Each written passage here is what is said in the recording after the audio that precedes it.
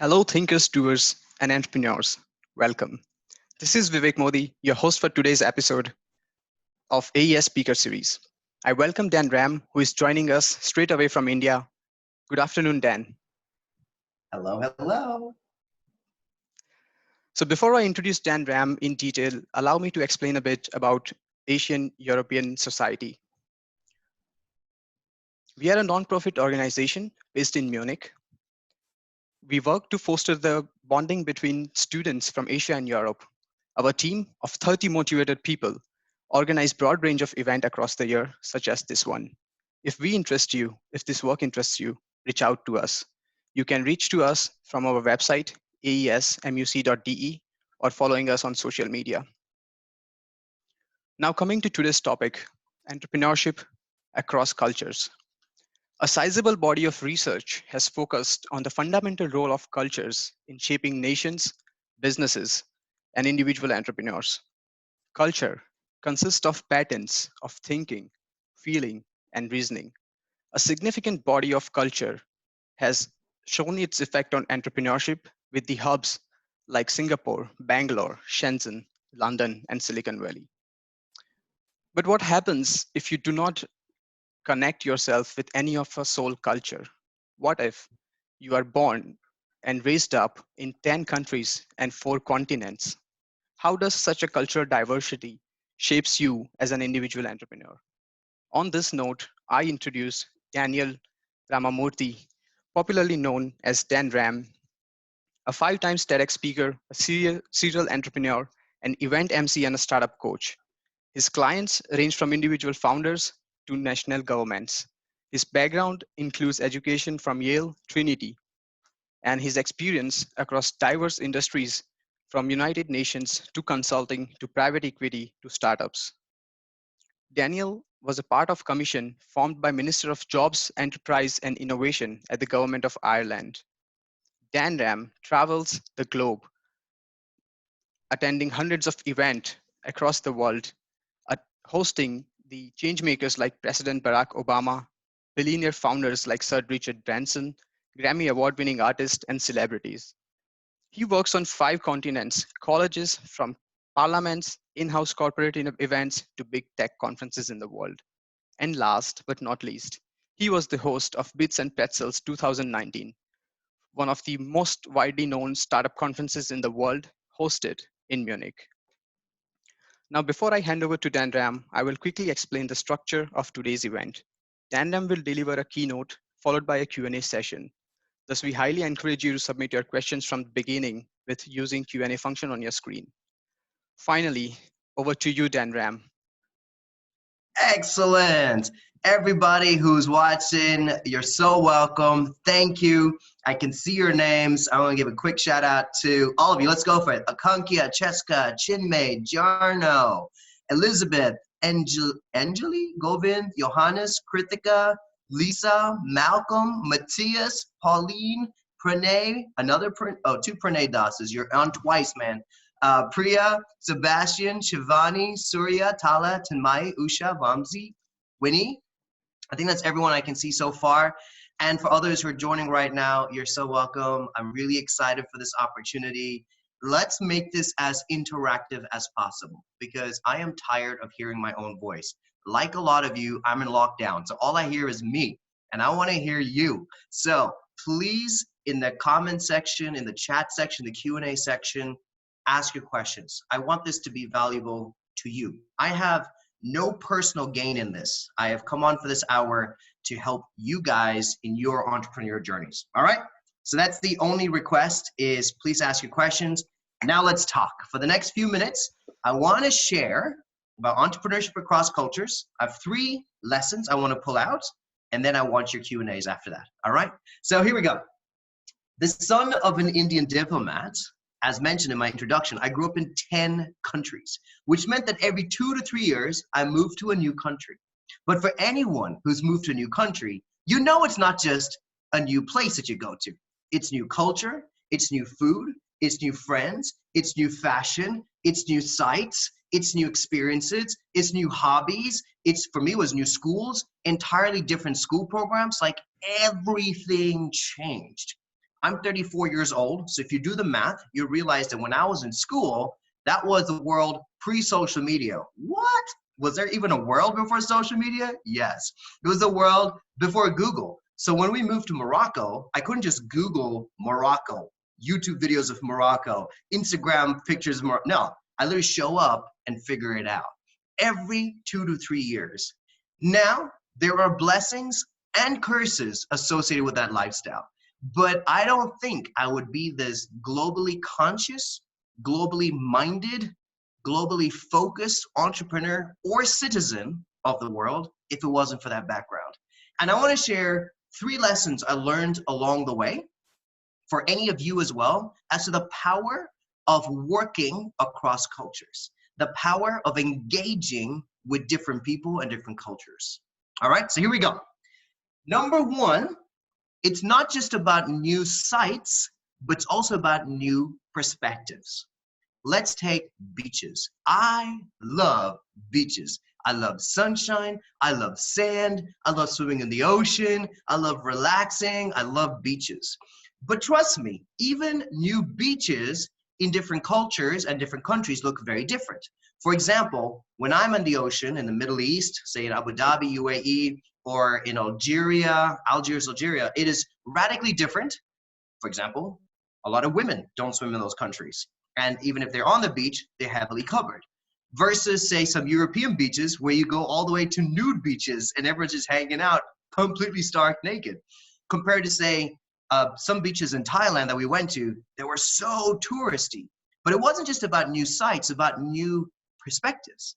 Because I can understand the respect and the sensitivity to personal space and to body in the Middle East versus the freedoms and the concept of, public space being equally available to both genders, to everybody, whether you're a child or whether you're older, free, versus the tourism opportunity that is in Thailand. And that's just to pick like 3 regions for the same concept of beaches. So it's not just about new sites, it's about new perspectives. And one thing I want to point out for any of you that are watching right now who is living in another country, your gift is not just the new sights and the new experiences of that country you're in, but the new perspectives that you're able to see. I actually think, and some statistics would even prove, that the best entrepreneurship often comes from aliens. Aliens just being a term for anyone that is non-resident or a resident alien, someone who comes from outside, an immigrant entrepreneur, right? And so even if you look in Silicon Valley, a lot of the top CEOs, a lot of the top founders are immigrants. And why is that? Because of a different perspective. They're able to see the gaps. They're able to see the new solutions to existing problems. They're able to see opportunities that even locals can't. And so the first thing I want to point out is entrepreneurship across cultures is not just about new sites. Oh, look, it's the Eiffel Tower. Or, oh, look, it's a beautiful bridge. It's about new perspectives. How do you engage with that in a totally different way based on your cultural values? Now, the second thing I want to point out is same game, different playground. Same game, different playground. Entrepreneurship is ultimately the same thing. You find a problem and you solve the problem. But the playground that you're playing in changes drastically. If you are playing a game of football, it varies tremendously if you're playing football in a fancy stadium on artificial turf versus a dust pool in the middle of Morocco, right? Looks really, really different. The elements are different. The ingredients are different. The team is different. The fans are different. Sometimes even the rules are different. Entrepreneurship across cultures is the same way. Every entrepreneur is resilient. Every entrepreneur is facing obstacles. Every entrepreneur is doing the impossible to solve a problem in an innovative way.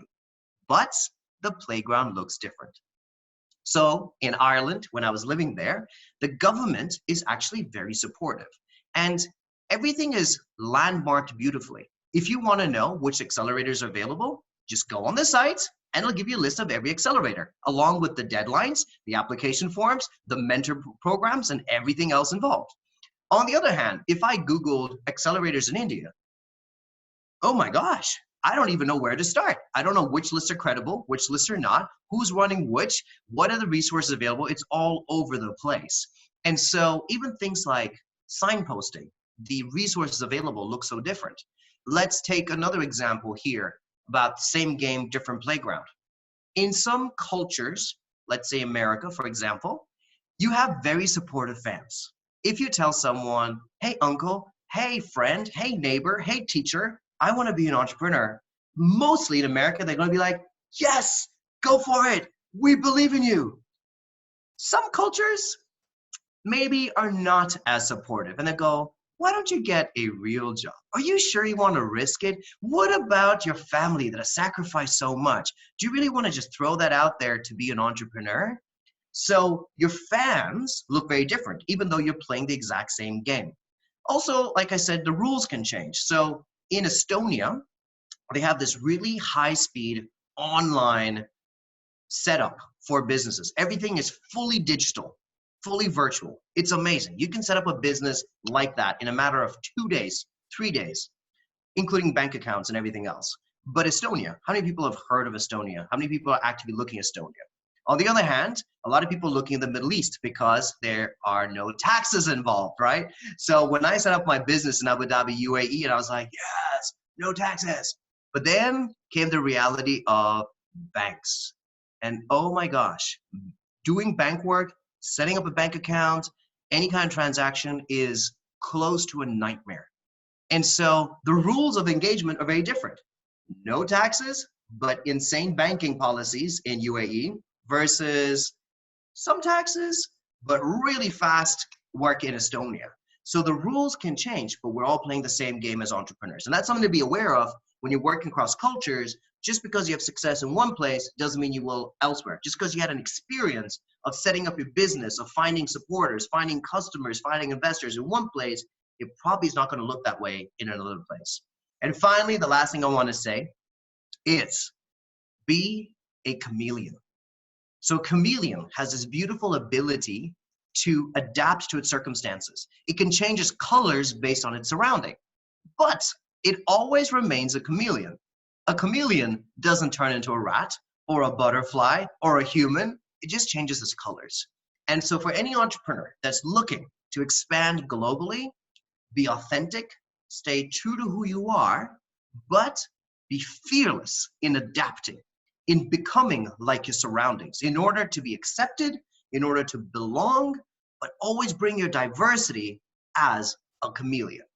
So a simple example, I was introduced on this show as the host of Bits and Pretzels. At Bits and Pretzels, I wear a lederhosen, right, which is a traditional German outfit.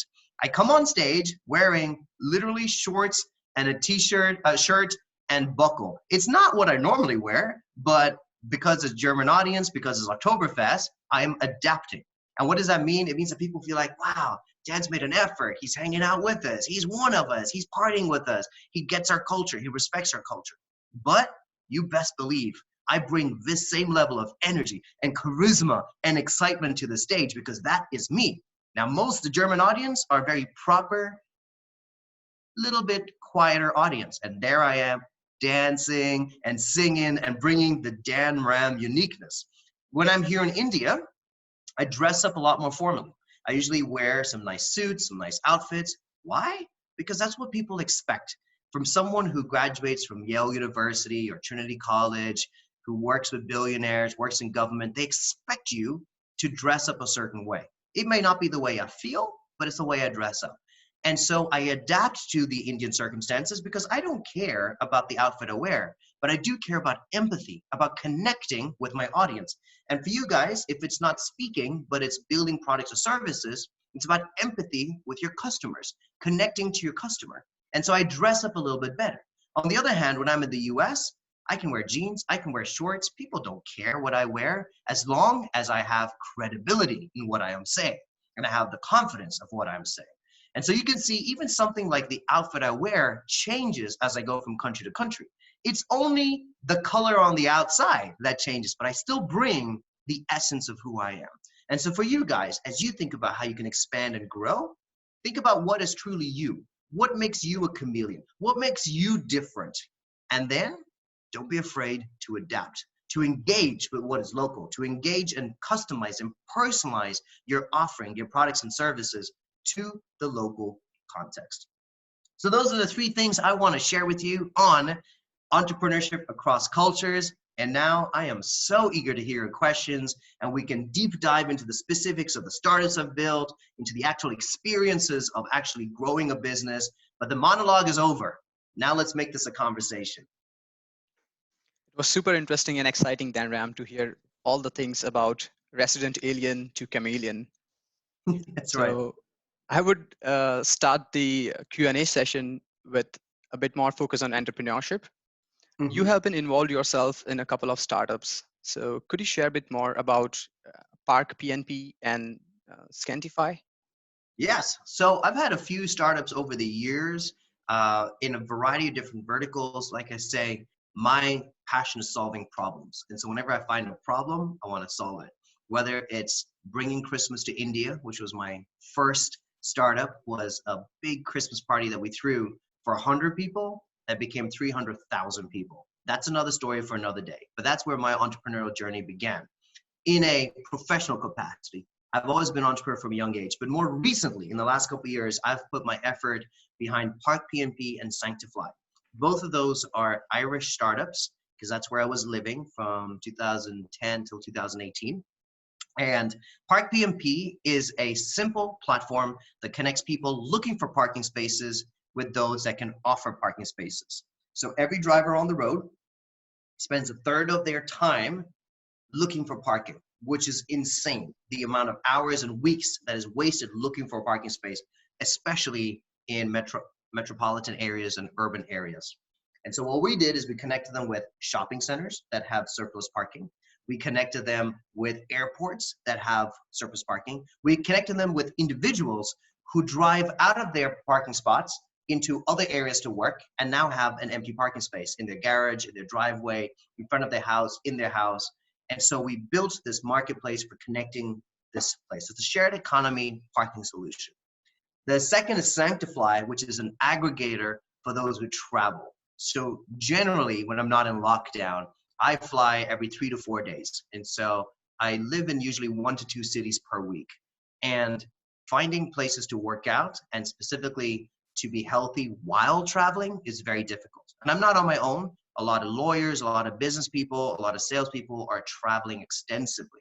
And so with Sanctify, it connects you with places to rest, yoga, meditation, healthy food, exercises you can do in the gym, and spa, pool, and gym facilities in airports and around airports as you travel around the world.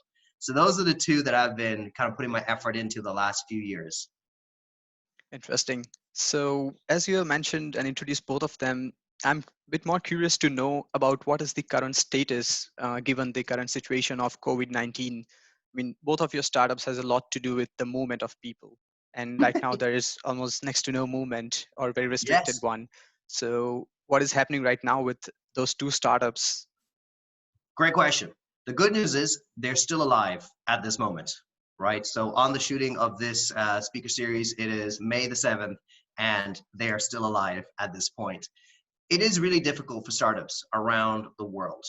Both of them needed a next round of fundraising. Neither of them are going to get it. So I think the focus on growth through fundraising is now over for all startups. But it is possible to continue growth. And so for any of you that are watching that have startups, the focus has to shift from fundraising, because I just think now is a terrible time to fundraise. I think the focus has to be on two other things: relationship and innovation. Relationship.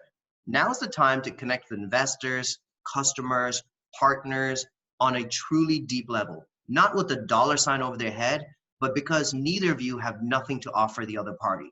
This is genuinely a connection from one to another, right? And so I think now is the time to focus on relationships, build the network, grow the network, deepen the network. Every person that you met at a conference, write to them.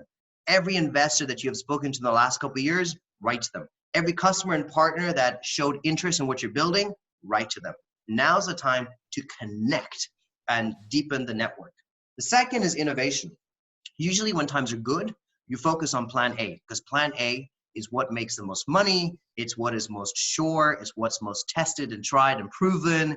It is where your investors will see the highest return on investment. But now that cash flow has come to a grinding halt for a lot of startups, and because it is very difficult to get customers to pay, it is a brilliant time to grow through innovation.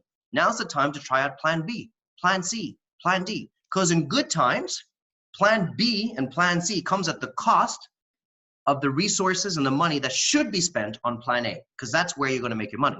But now that there is no money to be made, you can park plan A to the side and focus on plan B, C, and D, which you wouldn't dare to do because of the high opportunity cost that comes during the good times. So I would say right now, growth comes through relationships and innovation, not through cash flow. Couple of more questions about your background, Dan. So you were advisor to the Irish national government on their national policy on entrepreneurship. What were some of the learnings and insights from that experience? Cool. For those of you who are interested, we do have a resource that is freely available online. Essentially, we found that there were 6 pillars to build a good ecosystem. So when I was brought into Ireland to support with advising on the national policy on entrepreneurship, Ireland was coming out of recession. So we did not have a thriving startup scene. So Vivek, right now you're in Berlin. Berlin is highly regarded as one of the top startup destinations in all of Europe, possibly in the world. Dublin was not on that list to begin with.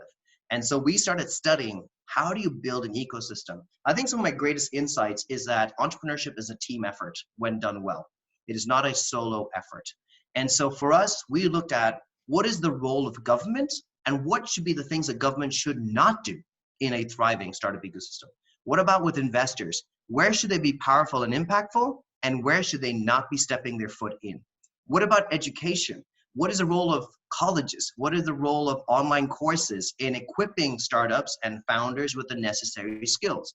We looked at other resources like co-working spaces, accelerators, incubators, because the best startup ecosystems have everything functioning together in a cohesive, trusting, united manner. And I think one of the greatest joys of that platform was seeing the mobilization of everybody rather than just the 7 of us on the advisory board going, let's do this, let's do this. We came up with, I think, around 90 recommendations, of which 70 were actioned, which is unheard of when it comes to like public policy. I don't know any other entity that gives like 90 recommendations and 70 of them actually come into play. And so I loved seeing how everybody gets involved in putting together a good startup ecosystem. Sounds super interesting. So we have a question coming in from Lisa. All right. And Talasha.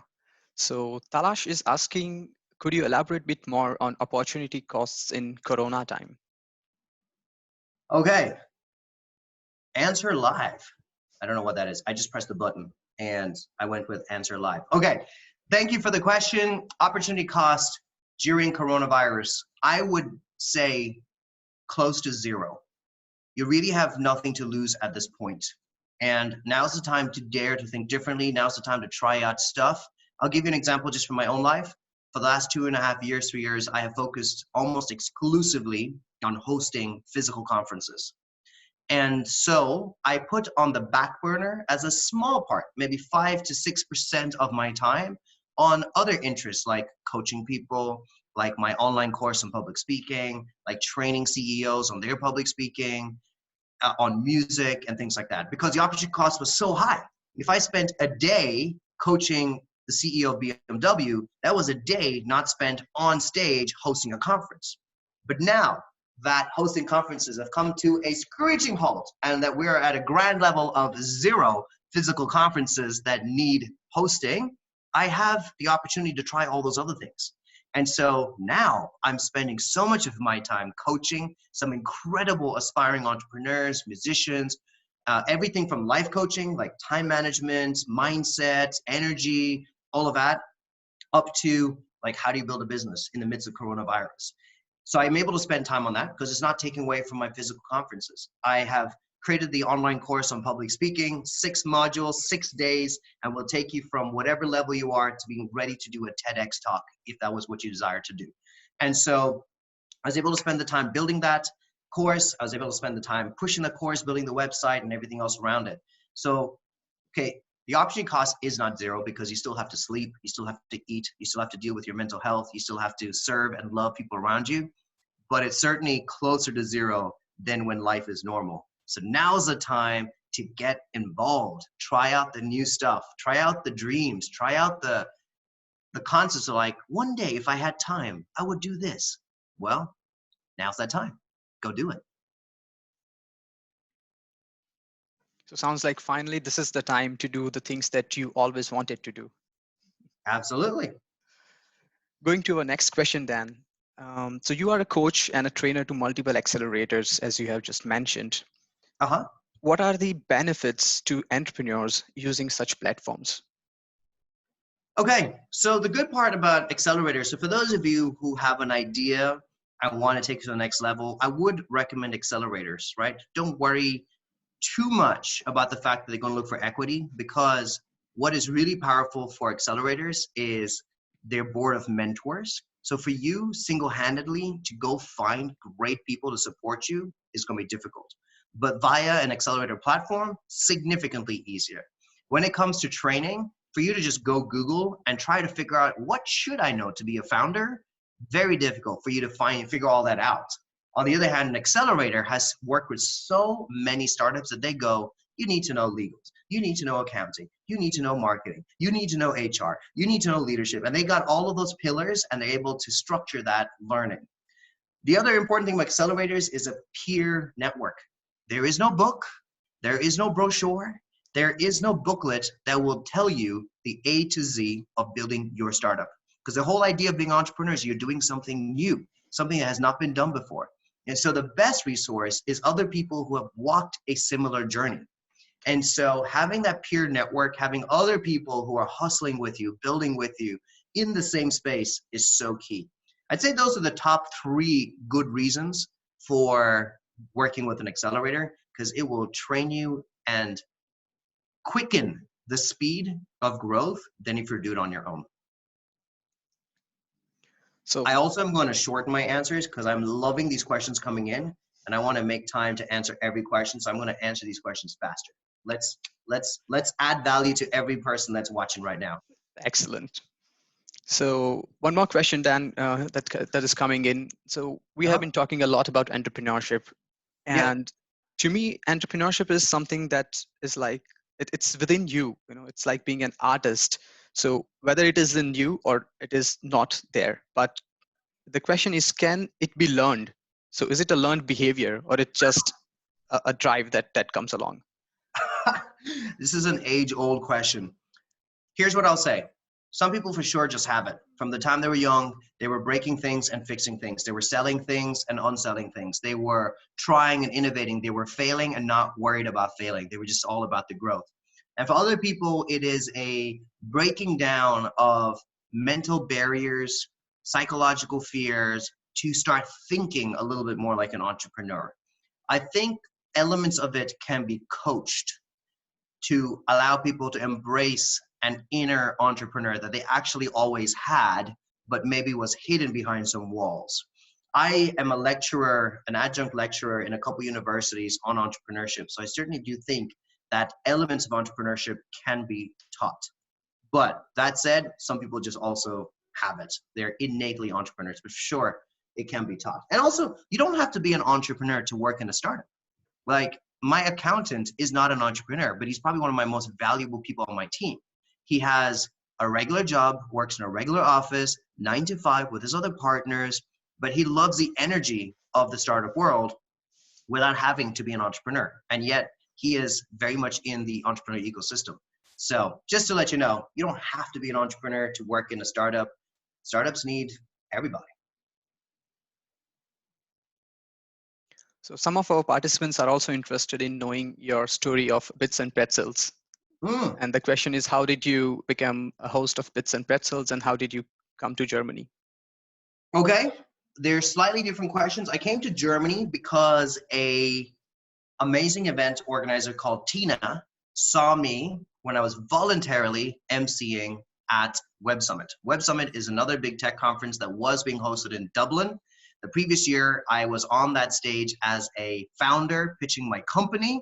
And even though we lost the competition, the stage manager said, Dan, I love your energy. Would you be willing to come back next year and host the stage? I didn't know what hosting was. I didn't know what emceeing was, but I said, yes, let's go for it. And so the next year, I voluntarily went up there and hosted the stage. Then this lady called Tina came by. She gave a business card. She says, Dan, love your energy. I'm hosting an event in Germany. Can we chat after this? And I was like, yes, let's go for it. And so we chatted. And then a few months later, in February, I flew over to Munich to the Unternehmertum, and I hosted an event there. That was my first paid speaking gig of my life. And it was amazing. I had so much fun. But then a few months later, in my spam folder on Facebook Messenger, I saw a message from a guy called Felix. And he said, Dan, I saw you at this event at the TUM. We have Richard Branson coming to the event. Can you host it? And I thought, this sounds like a spam message. I mean, the event was called Bits and Pretzels. That's not even the name of a serious event. I was like, that is like a joke event. And Richard Branson's coming? Like, that's not possible. I mean, Sir Richard Branson? And why would you ask me, a nobody? So I didn't think too seriously of it, but as is the motto of my life, just say yes. And so I wrote back and I said, yes, tell me more. And so I found out more. And in 2016 was my first Bits and Pretzels. So I've hosted it for 4 years consecutively, 2016, 2017, 2018, and now 2019. And it just started by saying yes to opportunities. Yes to being a volunteer MC. Yes to being an MC for a small college-based event in Munich. Yes to a spam message that came on my Facebook from a guy called Felix. And now 240 paid events later, I am the person I am today. And it's all been just in the last couple of years. Super interesting, and also exciting to know that TU Munich has been a huge part of your journey since quite young times. Yeah. Absolutely, a big part of my journey. And in fact, one of my last events right before, you know what? I think it was the last event right before lockdown, because I was in Munich in early March before the world started shutting down. And I think the last event I did was also at TUM at the Maker Lab in Garching. I can never pronounce it right. Garching. Yep. Yeah, so at the Maker Lab, I was asked to come in and give a talk. And I actually think that was the last talk I did. So it was the first and the last pre-pandemic. Great. Now, allow me to introduce the role of cultures in our whole entrepreneurial talk. Okay. Could you tell us the differences between European and Indian startup ecosystems and how the individual entrepreneur's attitude differ in these two ecosystems? You have briefly touched it during your keynote, but if you can elaborate a little bit more on that. Okay. So I'm just going to state the blatantly obvious, drastically different, except for the DNA of an entrepreneur. I think the DNA of an entrepreneur in both has to be the same. Opportunistic, resilient, optimistic and hopeful for a better future, convincing in their leadership style, ability to fundraise, ability to build a team. I think like these are the DNA of every good entrepreneur across the world. But the mindset is quite different. You know, in India, I feel like a lot of entrepreneurs are battling the negativity and the fear of their communities and their families in particular. I don't think every entrepreneur feels fully supported. They're pushed towards focusing on their school if they're teenagers. They're pushed towards focusing on their college if they're of that age. And they're pushed towards getting a decent job, not to risk it on some idea. Whereas in Europe, I think because of concepts like gap years and travel abroad and all these things, people just treat this as this is another experience. Like, try it, you know, give it 6 months, give it a year, give it a shot. The worst that will happen is that you will grow and you will learn. And I think in India, it's seen as like the worst that will happen is that you will lose out. You'll be behind your peers. You will fail, and that won't be good. So I think the context of entrepreneurship looks very different. I think the caliber of ideas can be quite similar in both places, but I think the communication of it can be very different. I think Europeans, because of access to pitch nights and fail nights and Dragon's Den and Shark Tank and all of these shows, they are better at sharing what they're working on. Whereas in India, I think a lot of pitches fail. I am usually underwhelmed by the quality of a pitch here. That also is changing very quickly because obviously Indians have access online to everything that's global, but I don't think they have as many opportunities to present their idea and specifically to investors. And so I think often they do themselves a disservice, and I wish there was more practice opportunities for them. So I think those are just a few ways that they're quite different. So I'd say the DNA is the same, but the expression of the DNA is different. And the expression of the idea is different. I'd say the context in which they're operating is very different. Also, I do think there are far more resources in Europe and a lot more supports. Like even right now in the midst of COVID-19, the German government and so many other governments have supports. I know my staff in Ireland have support in addition. I mean, I'm paying them, but in addition to that, they have support from the government during this time. Whereas my Indian staff, nothing. There is no additional support for them. And the shops that are closed here are just closed. There is no support. Whereas in Germany, there are significant supports. So I do think the resources are drastically different in both areas. Excellent. So as we have talked and compared both the ecosystems, yes, my next question is, what is something that the Asia can learn from EU and vice versa?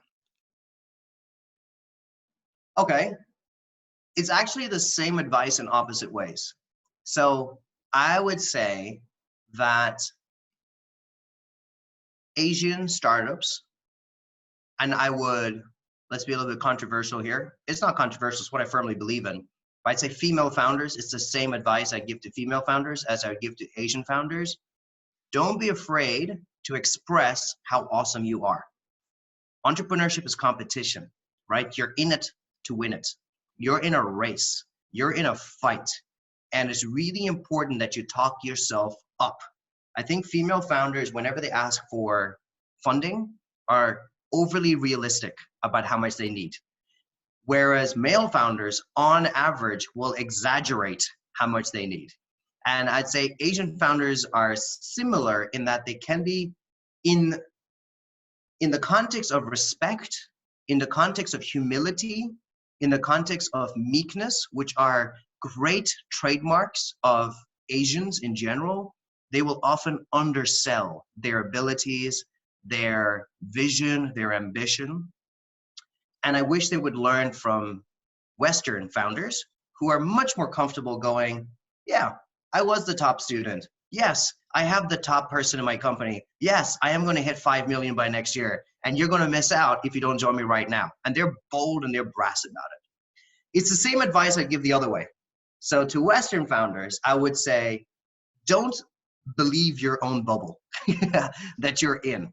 And maybe learn from the meekness and the humility and the respect of Asian founders and find that balance. So essentially, we're like at different ends of it, and we need to meet in the middle. And I find with a lot of Western founders, when I'm talking to them, I often have to burst the bubble and be like, okay, look, I love that your ambition is 5 million, but you don't have a market penetration plan.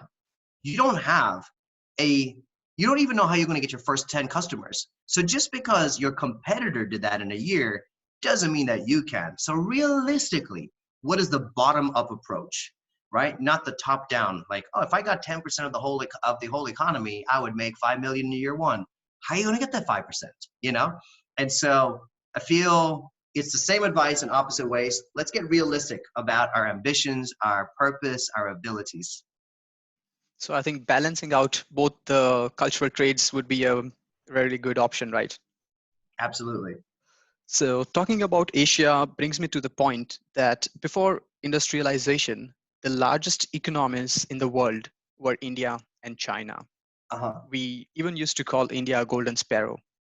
And then there was a race of Europe and then the States. But now, do you think the wheel is turning back and the era of Asia is coming back? Sure, it could, and it probably will. I think there's going to be a restructuring post-pandemic. I think some countries will do significantly better and other countries will not. It's still early days. We have not factored in the cost of unemployment. We have not factored in the cost of mental health connected with pandemic. We've not factored in what's happening because of the education system being on pause in many parts of the world. We have not factored in a lot of stuff. I think it'll take a few years to figure out, but I do think there'll be a restructuring. I think some countries will do better and other countries will do worse because of COVID-19 and the pandemic that's happening right now.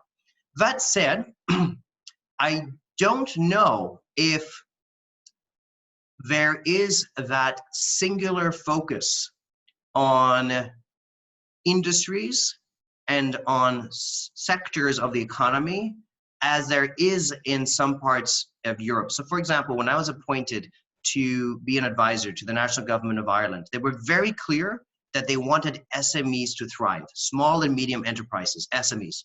That was their focus. Anything to help SMEs thrive. They didn't care about the ultra rich. They also were not focusing at that point at the ultra poor. They were focusing on the SMEs, small, medium enterprises. And so it was nice to have that consolidated focus. I think part of the struggle in like big countries like India right now, which is where I am, is you have so many pulling factors, so many different parts of the economy, parts of society that need support, that need help, that need initiatives.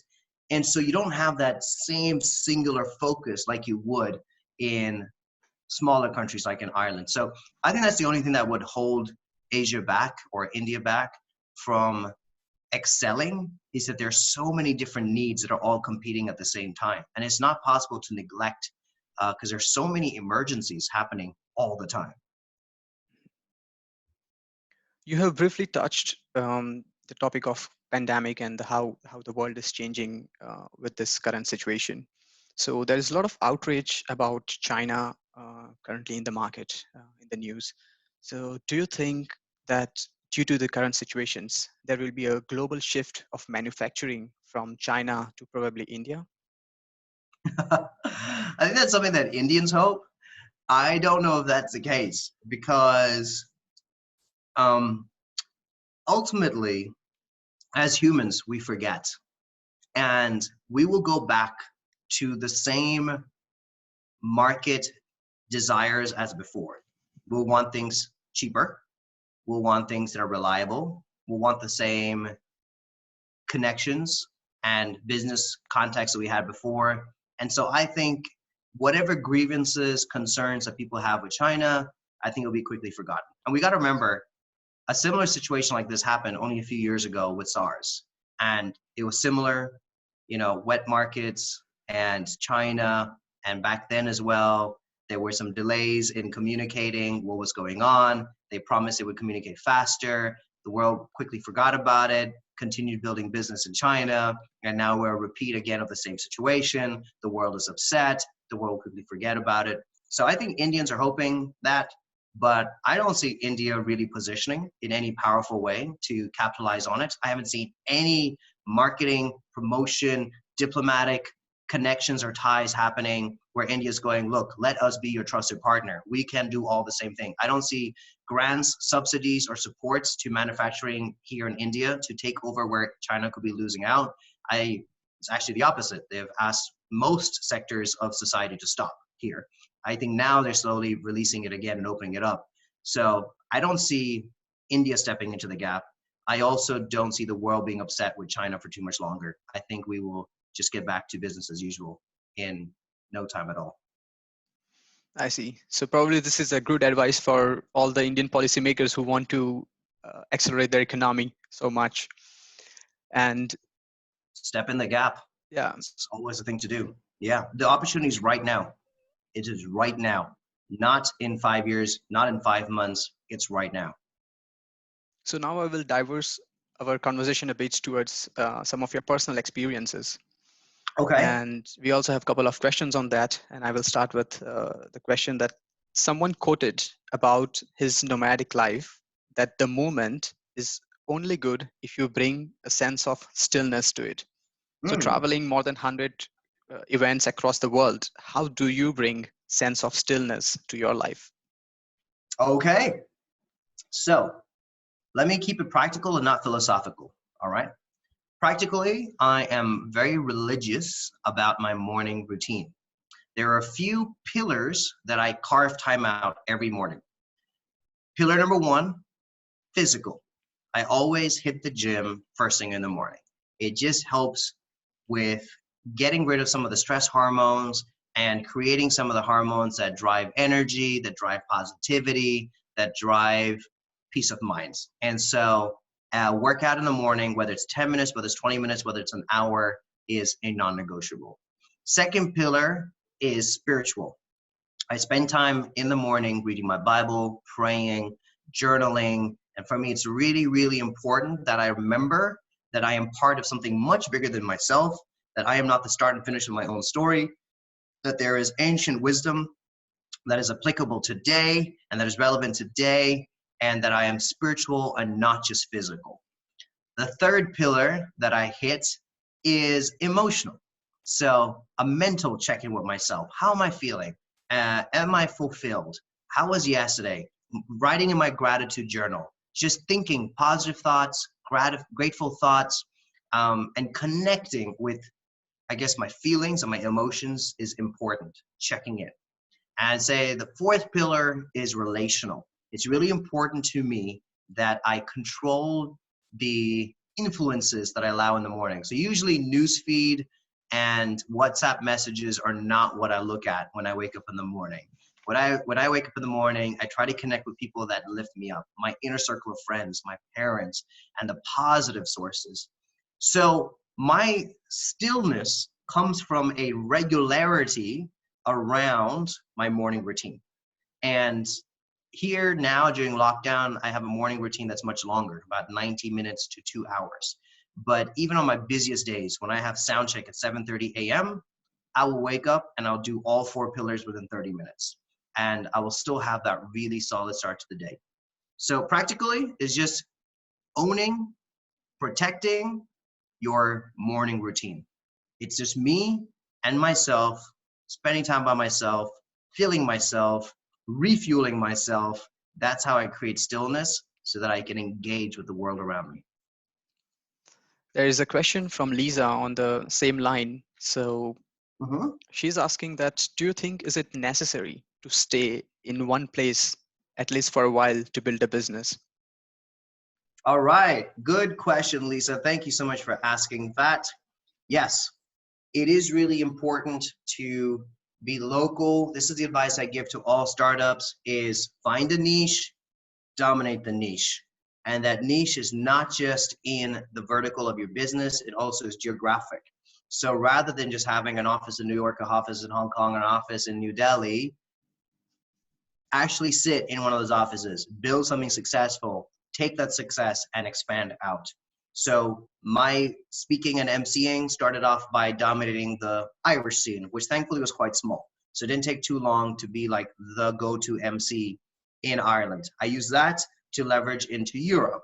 I used Europe to leverage into Asia. I used Europe plus Asia to leverage into the US. And it just keeps growing that way. So absolutely stay local, be local, build local, and then you can expand out. Great.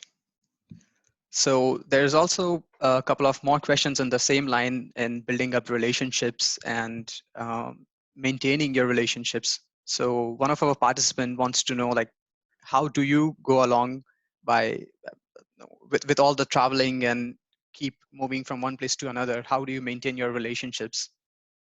Social media. I am very active online. You can see right over there on my name at I am Dan Rem. I create stories, I make vlogs, I DM people. This whole thing happened because Vivek connected with me on social media. I pay attention to people online because I am not I don't have a normal life where I can just go to like birthday parties and tea parties. Tea parties. I sound like I'm in the royal family. It's not like I can just hang out with teas and coffees and people's homes and game nights and all that. And so I spend a lot of time online. I'm very active online and I'm very present online. Everyone gets a personal response back to me. And so that's how I do it. I just commit time to WhatsApp. I commit time to Instagram, Facebook, Twitter, YouTube, LinkedIn, hopefully soon TikTok as well. And I use all of those platforms to create real conversation. Oh, just allow me some time to read through all the questions, and then we are flooded with questions. No problem. So, moving on again from your personal experiences to bit on entrepreneurship. Uh-huh. So, as we have repeatedly mentioned that you have been coaching a lot of startups, I would be interested in knowing what are the three mistakes that most of the startups make, and what would be your advice to them? Ooh, I could write books out of this stuff. Man. All right, three. This is not in priority list, all right? This is just what pops into my head first when it comes to three mistakes that a lot of startups make. Not all, but a lot. Number one, we can take over the world. Nah, you can't. Not now. You start by the lowest hanging fruit, and then you build after that. So the number of pitches I hear where they're like, yep, and before you know it, we'll be the market leader. But how are you going to start? Which is why my whole mantra and my motto of start now, start simple, right? Is really to counter this whole thing of like, we will and we can take over the world. Sure, I believe you. But what about today? What about tomorrow? What about this year? What about next year? And so the first thing is don't pitch, don't even dream about market or global domination. I would absolutely focus on present, like right now. What can you do? What is the niche? What is the market opportunity at this minute? So that is the first thing that I would say is a mistake that entrepreneurs make.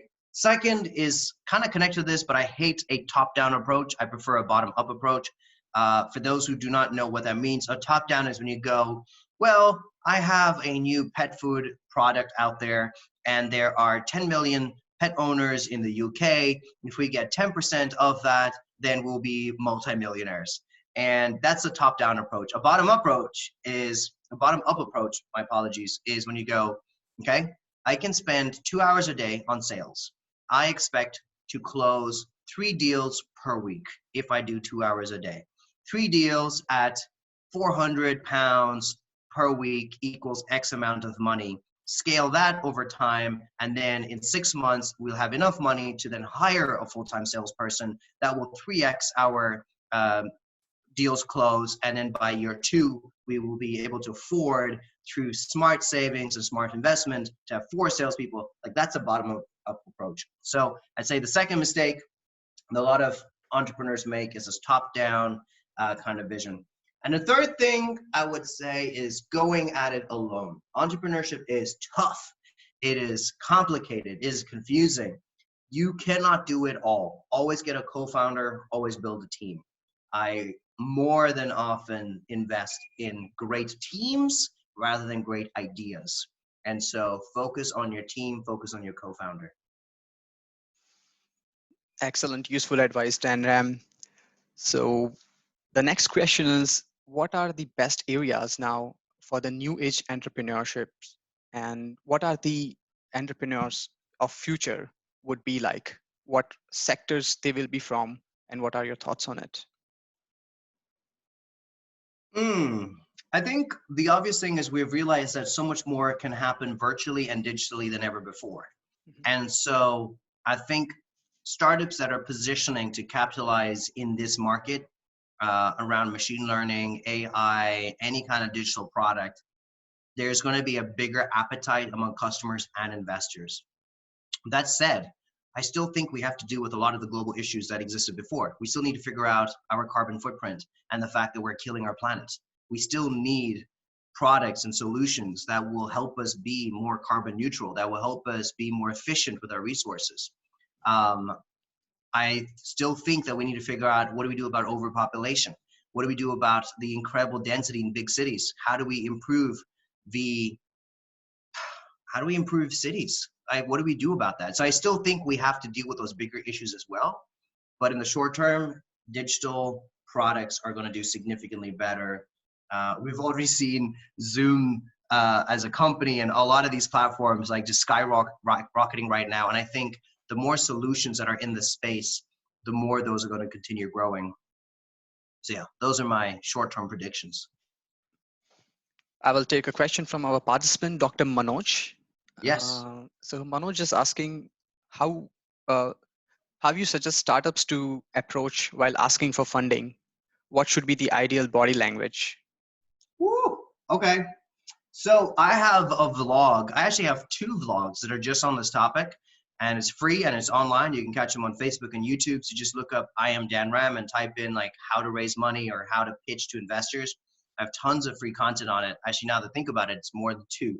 I have a whole series just on this topic under Ask Dan Ram. But anyway, to answer your question really quickly now, you start approaching investors today. Not when you have the MVP, not when you have the product, not when you have the perfect team. You start with today, but not to pitch, to connect. I think relationships that are built out of trust, that are built out of credibility, that are built around mutual benefit are the ones that can grow into something financial down the line. If you just start with, I'm a great founder and I have a business idea that you're going to love, are you interested? They're still going to want to do the back work of, who are you? What have you done in the past? How do we build the trust? How do we build the credibility? So do that right now. So that's how you should start, is you approach purely as someone that is interested in the other person.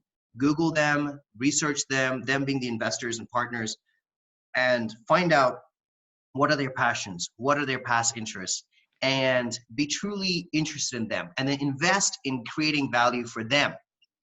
Then when the time is right, you can ask them to invest back in you and to create value back to you. So that's how you should approach, and the body language is along the lines of anyone that is seeking to serve and not seeking to gain. And so that's what I would say, Dr. Manoj. Thank you for that question. So Dan, along with your answer, I would add a Gujarati saying that we have, and which goes like "Orkhan e sauthi moti khan chhe," which translates into your relationships are your biggest. It's the biggest mine that you will have. Wow, So that's good. I like we that. are approaching towards the end of the session, and we will Oh, have a no. quick rapid fire round where you will not get time to think. We will expect a very quick answers. Can I pause really quickly? And I'm just going to answer this super fast, okay? Yes. Like a rapid fire. So Elizabeth, I see your question here, and you asked about what happens when you get advice that makes you rethink your principles. Have you ever had such situations? Absolutely. But that's part of growth. The one thing I would say is reach out to friends or hire a personal coach. Their whole job is to help you with clarity. Sometimes it's not about getting more advice, it's about getting the right advice and helping you navigate that. Jagdish says that you're a super connector and community builder. Can you give some tips about sustainable community building? Yes. Number 1, start with whoever is your immediate network. Don't just focus on the big guys someday, the big mentor, Sir Richard Branson. Focus on who you got. Second, create value. Don't demand value. So always think about how you can pour into them. Third, be consistent. Make a note in your calendar as to how you can stay in touch with them. Remind yourself to be in touch with them. Jarno had a question on what's your best practice in building long-term trust relationships. And I would say always make it mutually beneficial. So many people want one-sided relationships. Come on, y'all. It's super easy in business and in life. Tit for tat, give and take. So that's what I'd say. I think those were some of the questions that came in. Thank you for those questions. And let's keep going. Great. Then we will start with our rapid fire round. The first question is react in one word. Bits and pretzels. Fun. India. Big. Germany. Efficient. Elon Musk. Overrated. Trump. Disaster. What's your favorite product? Favorite product? Ooh, probably my phone. Write me a mantra about entrepreneurship. Start now, start simple. Your most memorable speaking experience.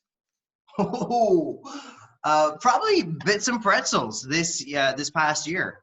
I know it's not a rapid fire round, but yeah, having that big brass band coming and dancing, 8,000 people in the audience, and then introducing President Obama, Reid Hoffman, the founder of LinkedIn, Jessica Alba, Hollywood actress, Chris Barton, all the list goes on and on and on. That was Excellent. amazing. This one is tricky. One question that you don't want to be asked. When will coronavirus pandemic end? You have been given an elephant. You cannot give it away or sell it. What would you do with it?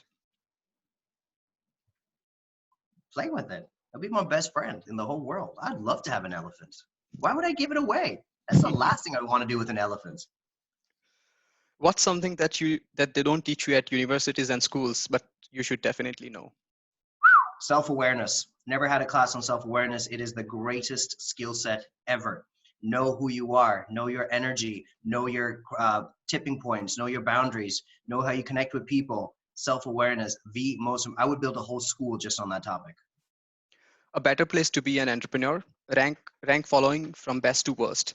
India, Germany, UK, China, Singapore.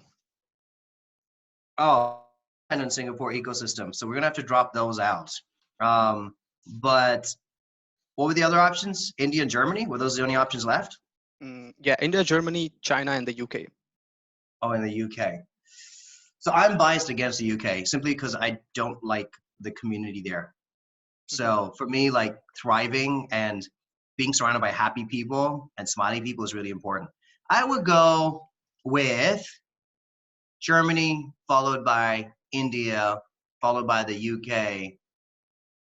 And I honestly don't know about China and Singapore. I have not spent time in those. I've spent some time in Singapore, but not in the startup ecosystem. Fair enough. If you were a superhero, what would your powers be?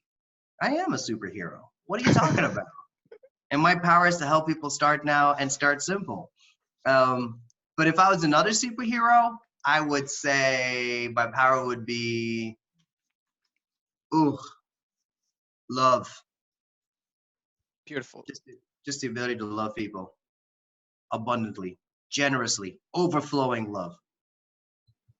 So we are running over time. I will shorten the rapid fire round and ask you a final question, Okay. and with which we will conclude the session. Okay. What is one thing that one should definitely keep in mind if one is aiming to be an entrepreneur or a freelancer? Say yes. Don't be afraid to pivot. Entrepreneurship is not linear. Building a business is not straightforward. It is not easy. It is ridiculously challenging. It will be the ultimate school on knowing yourself. I cannot think of another job, another experience that will teach you more about yourself, your limits, your abilities, your strengths, your weaknesses. Entrepreneurship is gruelingly difficult. And yet it is addicting. It is full of adrenaline. It has incredible highs and incredible lows. It is a roller coaster of your lifetime. And so what I would say to all of that, knowing the good and the bad that is involved, is say yes to opportunities, because you have no idea who's going to turn into an investor, who's going to turn into a team member, who's going to turn into a loyal friend, who's going to turn into a partner, who's going to be valuable or not. Say yes to every opportunity and every person, and don't be afraid to pivot. Be open-minded to opportunities, be open-minded to exposure, be open-minded to experiences, to say yes and pivot, because this journey, man, you will never experience anything like it. Thank you very much, Dan Ram. It was a very insightful session. And I must share with you, I got a chat from one of our participants that thank you, Dan Ram, for this insightful event. I have got an offer from startup, and now after this, I'm going to accept it. So I think we had a very motivating talk, and thank you very much Good. again for this. So all of you who want to get in touch with Dan Ram, please log on to his website, iamdanram.com, and all his social media channels. All of you who want to get in touch with us, you know our social media handles and our website, aesmuc.te. You will get a feedback email, and we appreciate if you can act on it. This helps us getting better. We are committed to bringing food for your thought and a treat to your intellect. So stay tuned with us. This is Vivek Modi signing off. Take care. Goodbye. Bye-bye.